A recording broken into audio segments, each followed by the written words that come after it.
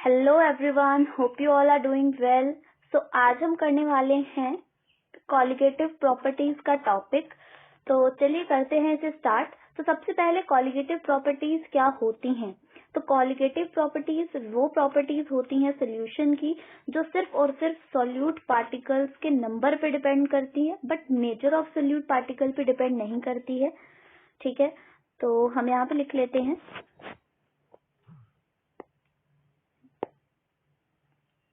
depends on number of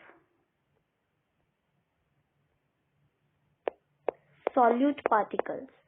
तो ये solute particles के नंबर पे ही डिपेंड करती है। Do not depend on nature of solute। तो ये नेचर ऑफ सोल्यूट पे जो है डिपेंड नहीं करती हैं। कौन? Colligative properties. तो कॉलिगेटिव प्रॉपर्टीज सिर्फ और सिर्फ सोल्यूट पार्टिकल के नंबर पे डिपेंड करती है, बट उनके नेचर पे डिपेंड नहीं करती है। तो कौन कौन सी कॉलिगेटिव प्रॉपर्टीज हैं हमारे पास आखिर? तो हमारे पास जो कॉलिगेटिव प्रॉपर्टीज हैं वो हैं 4 प्रॉपर्टीज। तो वो कौन कौन सी है, चलिए देखते हैं। So these are, first is relative lowering in vapor pressure,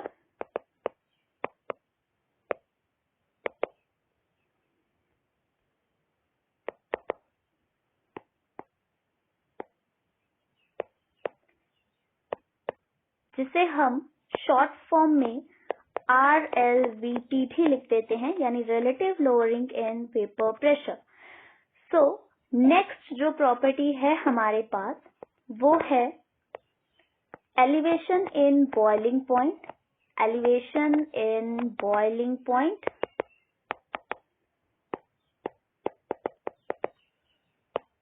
next हमारे पास थर्ड प्रॉपर्टी है depression in freezing point. Depression in freezing point. इसके बाद नेक्स्ट है हमारे पास fourth colligative property, that is osmotic pressure. Osmotic pressure, जो osmotic pressure है उसे हम पाई से रिप्रेजेंट करते हैं। तो जो ऑस्मोटिक प्रेशर है उसे हम रिप्रेजेंट करते हैं विद पाई, और जो डिप्रेशन इन फ्रीजिंग पॉइंट है इसे रिप्रेजेंट करते हैं हम डेल्टा TF, और जो एलिवेशन इन बॉइलिंग पॉइंट है उसे रिप्रेजेंट करते हैं हम डेल्टा TB। और जो relative lowering in vapour pressure है इसकी भी एक रिप्रेजेंटेशन होती है, बट उसके फॉर्मूला से ही होती है। तो जब हम इसका फॉर्मूला लिखेंगे हम तभी इसको देख लेंगे।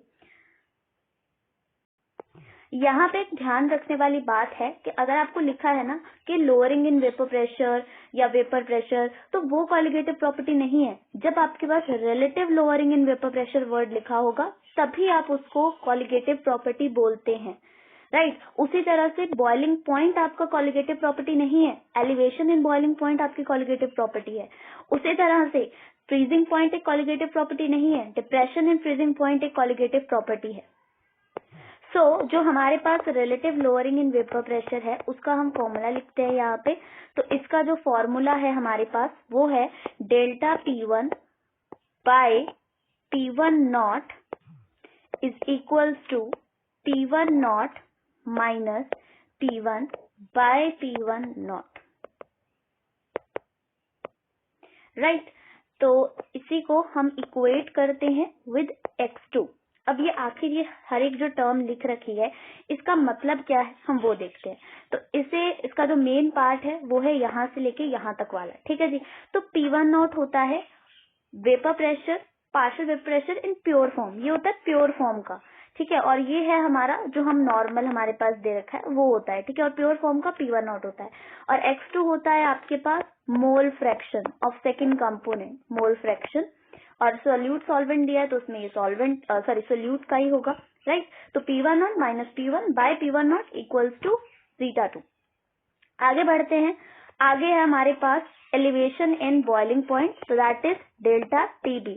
तो डेल्टा TB को कैसे लिखना है? तो डेल्टा TB को हम लिखते हैं as KB into M, KB into M। अब यहाँ पे ये हर एक जो टर्म लिख रखी है इसका मीनिंग क्या है? डेल्टा TB हमने देख लिया कि एलिवेशन इन बॉइलिंग पॉइंट होता है, और Kb होता है molar elevation constant, molar elevation constant. ये जो मोलर एलिवेशन कांस्टेंट है ये आपको क्वेश्चन में दिया रहता है इसकी वैल्यू, बट वाटर के लिए जो Kb है, Kb की वैल्यू है फॉर वाटर ये होती है 0.52 के अराउंड होती है इसकी वैल्यू, किसके लिए, वाटर के लिए। उसके बाद टर्म आती है m, स्मॉल m हम सब जानते हैं, अगर आपको नहीं पता है तो आप प्रीवियस वीडियो देख सकते हो जिसमें कंसंट्रेशन टर्म टॉपिक हमने डिस्कस किया था। तो स्मॉल m होती है मोलैलिटी, राइट।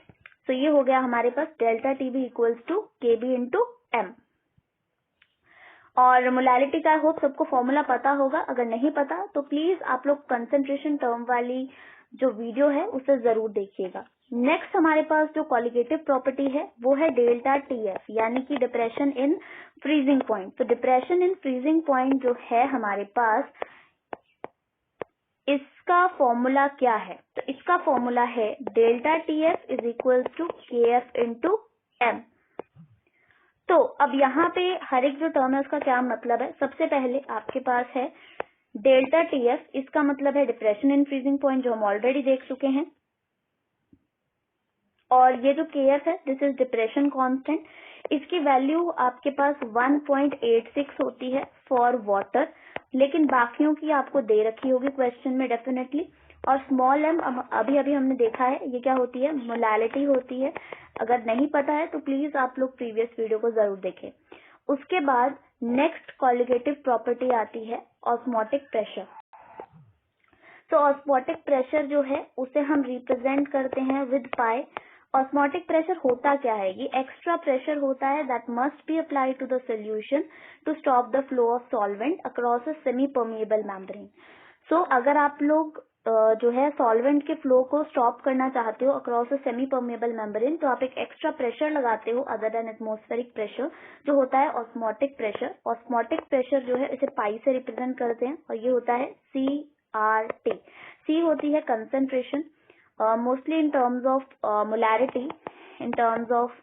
मोलैरिटी, मोस्टली कोई भी हो सकती है वैसे, बट जनरली मोलैरिटी में ही लिया जाता है। सो R जो है ये है गैस कांस्टेंट, ये जो R है ये है गैस कांस्टेंट, ये एक फिक्स्ड वैल्यू होती है जो क्वेश्चंस में गिवन ही रहती है ज्यादातर। और T होता है टेम्परेचर जो हमें केल्विन में लेना रहता है। सो ये हो गई ऑस्मोटिक प्रेशर। सो हमने अब इस वीडियो में सारी की सारी कॉलिगेटिव प्रॉपर्टीज को देखा, उनके फॉर्मूलाज को देखा। So hope you all enjoyed watching this video. Please like, share and subscribe the channel for watching more videos. Thank you.